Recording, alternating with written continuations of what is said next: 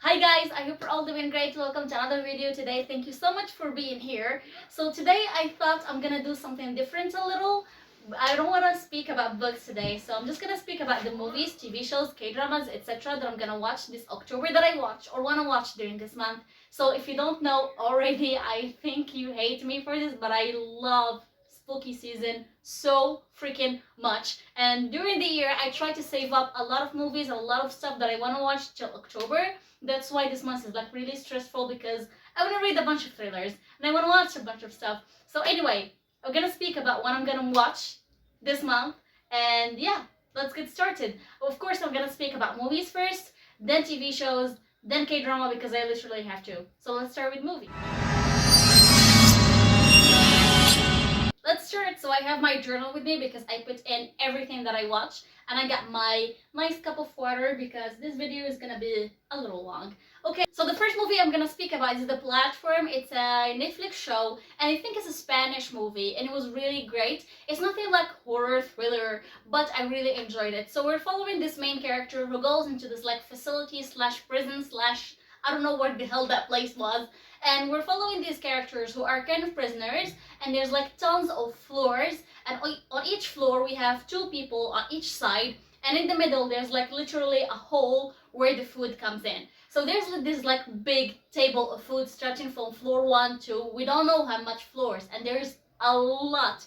And it starts with a big ass meal, and as it goes down, like the people in like the bottom floors don't get as much food.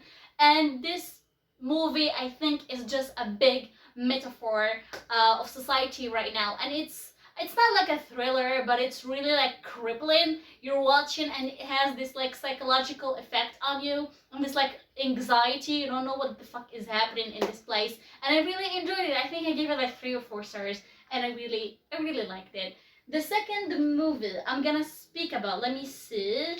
I can't live without my journal. Like honestly, I watched Hush 2016, and Hush is kind of a thriller. I love psychological thrillers. I'm not the kind to go for spooky stuff. I don't like jump scares or clowns or vampires. I go more for psychological thriller. So in Hush, we're following this like novelist slash writer. She writes like thriller books, and she's quite successful, and she's deaf. She doesn't speak, she doesn't hear, and she lives by herself in this cabin, literally outside of nowhere. Like it's nowhere, it's in the woods, and she's living by herself. And then one night she discovered this creepy guy with a face mask is haunting her and wants to kill her. And because she can't hear, she doesn't know if he will get inside, and he tells her that he's just here to torture the hell out of her, and he wants her to hate her life and kill herself. And it was so gripping. I watched it with my siblings, and they were like, yeah, this is, I was like covered, and I was scared for what's gonna happen to her. And I really enjoyed it. It definitely is one of the best like psychological thrillers I watched, and I really enjoyed it because it gave me like angst, and I was waiting, I was rooting for the main character. So yeah, I really recommend Hush, and I think it was done in 2016. Okay, then I watched The Cursed Bride, and this is a childhood favorite for me and my siblings. We watched it like a couple times with my mom and stuff, and I was like, you know what, let's just watch it this spooky season. And if you don't know, The Cursed Bride is what's the name of the guy who makes these movies? I think Tim Burton. I might be mistaken. I'm gonna put the name here in case I get it wrong. And he makes the best kind of animations because they all have like some big eyes and this really like nice shaped face, and he's like really long skinny legs, and I want to watch all his stuff. So The Cursed Bride, we're following two people who want to get married, but then the main character accidentally gets married to this corpse bride. She's dead, and we go to the world of the dead, and it's so much fun, and it's funny, and it's kind of a musical. You get a lot of songs, and I would really like this movie since I was a child. So it was just a marvelous time watching it and rewatching it again, especially with my siblings. We make fun of everything, and it was just a delightful experience. Okay, one break. Okay, then I watched or rewatched Dark Shadows. Me and my brother staring Johnny Depp, and I can't remember the names of the other actors, and we hated it. We completely hated it. Like, we didn't even finish the thing. We were like, what the hell is happening in this movie? And we were like, no, no. I have like 20 minutes left and I don't want to finish it. I don't know why. I didn't like it at all. So we're following this character who's Johnny Depp, and he is a vampire. Like, this witch turned him into a vampire, and then she locked him. She locked him in this coffin for like 200 years, and then he's back, and he rejoins the family again. And I don't know why. I just didn't like it. I didn't like it. It was trying to be like spooky and funny, and I think it did neither to me. So yeah, I give it like 1 or 2 stars, honestly. And yeah, would not recommend that one so much. Alright, and then we watched last night The Midnight Before Christmas.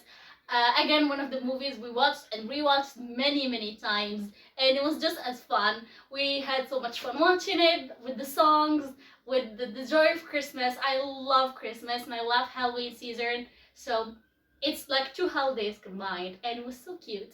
And again, the animation was like really old and rusty, and I loved that so much. And yeah, we just had so much fun.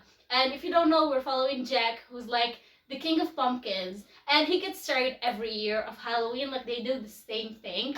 So he accidentally go to Christmas Town, and he discovers that there's this thing called Christmas and people celebrate it and love it.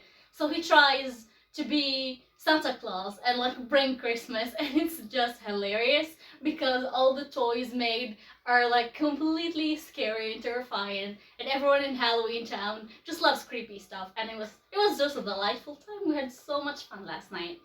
Okay, now for the movies that I still want to watch that I didn't watch yet. I want to watch every Tim Burton movie. I hope his name is Tim Burton, or you can see the full I am.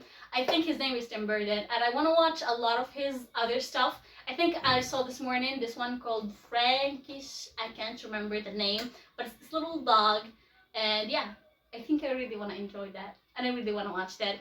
Then I want to watch a couple of Stephen King's movies, because they do a lot of movie adaptation of Stephen King's novel, like It, like Carrie, like Pet Sematary, and The Shining, of course. And I've never watched any one of The Green Mile, and I've never watched any one of these because I'm always like, I need to read the book first, and I didn't read the books this year, and I don't think I'm gonna try and do my best to just like read one and watch the movie. This is my goal. I'm gonna try this. I'm gonna try. So another one of my list, so another movie I want to watch is The Addams Family and Orphan, because my sister watched them and she was like, these are really good movies and I need to watch them.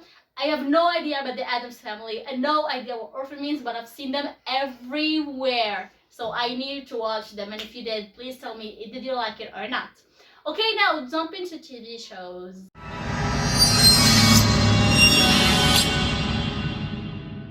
Okay, speaking of TV shows, I'm gonna of course recommend the best thriller TV show there is, and it's The Haunting of Hill House, and I really love it. I watched it when it came out 2 years ago with my sister. We binge watched the whole thing. Well, technically, no, like we started it together, and then she was like, I really like this, I want to watch it, and I was scared, and I was like, I can't binge watch this, I'm scared. And she watched it in like a day or 2, and she was like, this is really good, just watch it. And I did, and I was blown away. And like a month ago, I rewatched it with my family, with my brother and my mom, and we all watched it together, episode a day, and we really loved it, because watching it the second time, I knew what's gonna happen, and I still enjoyed it so much. So I think this is one of the best thrillers there is. And it's not a cheap thriller. It does have some jump scares, but you know, there's a story. You understand what's going on. And if you didn't watch this yet and you don't know what it's about, we're following this family of 7 members. So we have the mom, the dad, we have 5 kids. We have Steve, Cheryl, Theo, Luke, and Neil. And the family business is basically they buy really old, cheap houses, they fix them, and then they sell them for like lots of money. And you know, the TV show starts when they move to Hill House. As you can tell by the title, The Haunting of Hill House. It's a haunted house, and there's a lot of creepy stuff going on in that house, and I really loved it. That's why we started last night The Haunting of Sly Manor, if I'm not mistaken. We watched the first episode, and it was gripping. It was good. So I can't wait to watch the other 8 episodes. I'm really excited. I'm really, really excited, especially because it's made by the same team that made The Haunting of Hill House. I heard that it's not as good as Hill House, but people like give it really good ratings. So maybe it's a good one that I can add to my list. Lots of internet. Lots of internet. Okay, another TV show I want to watch is Dracula because I think it was done last year by Netflix again, and I didn't watch it yet. And I decided to read the book like a really long time ago. Started it, never finished it. So I downloaded the audiobook from Audible, and I really want to listen to the audiobook, then watch the TV show because literally it's 3 episodes. Some people say that it's great, some people say that it's not, and I want to watch it and give my opinion. I never like watched like a classic Dracula movie. I never watched like a vampire movie besides Twilight. But yeah, I didn't, and I need to, and I need to watch Dracula maybe sometime this month. I don't know how much I'm gonna watch, honestly, but I'm gonna try to do my best.